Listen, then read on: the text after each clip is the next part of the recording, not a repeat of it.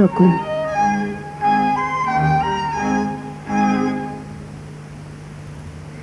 Það var snemma kvölds. Eftir 3 kollsteypur í viðbót yrði sólin horfin af himninum. Snúlli og Alli fór í gönguferð.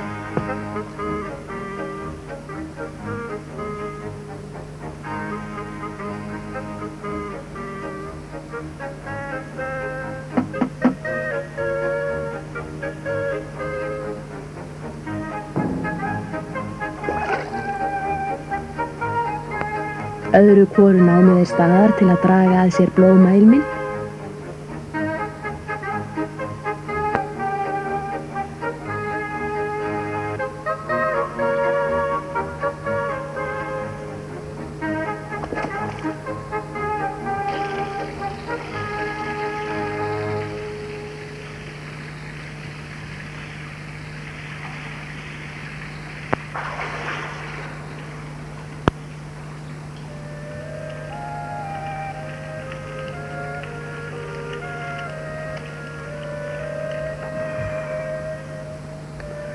Einu sinni iðaði hér alltaf líf og fjöri, sagði Snúlli. Hér lék engisprettan á fiðluna sína á hverju kvöldi og við slóum upp balli.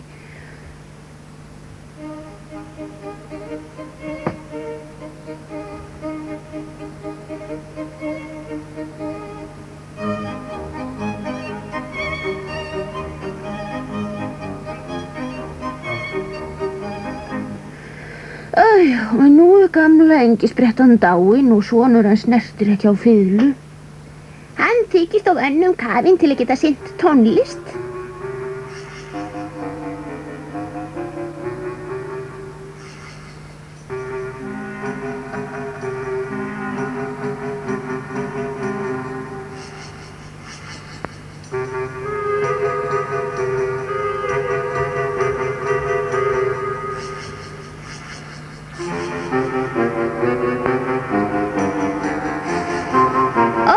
Góður þá getið þér, þarna stendur engisprettan einmitt föst í mauraþúfu.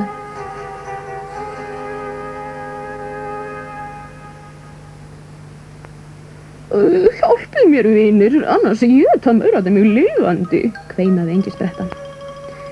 Vertu bara rólegur, maurarnir eru ekki heima, þeir fóru í ferðalag. Þetta er nú meiri ákoman. Æja. En mauraskammirnar hremma mig ekki á næstunni.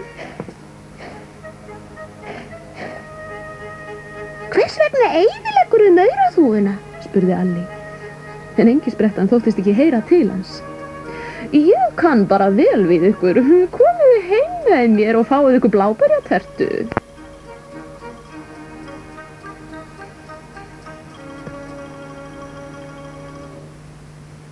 Það var ekki glæsilegt að litast á heimili engisprettunar, en bláberjatertan leit út fyrir að vera yfirmáta girnileg.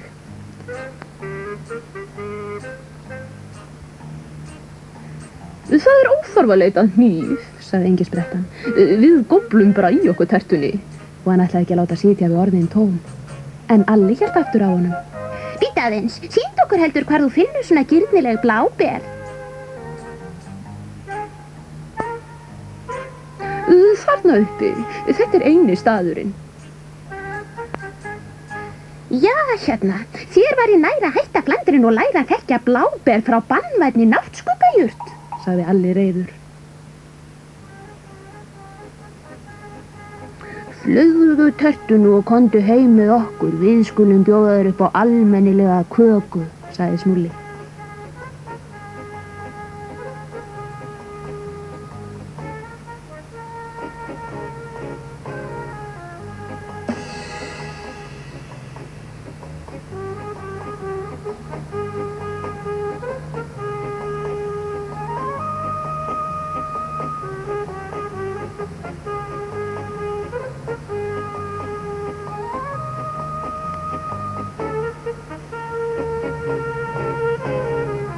Hvers vegna viltu eitra fyrir maurana?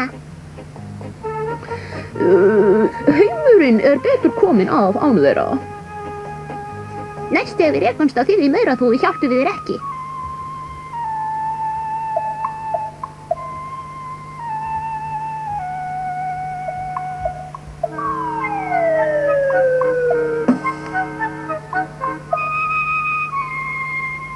Og þú fær enga köku hjá okkur, við myndum bara missa alla list á henni.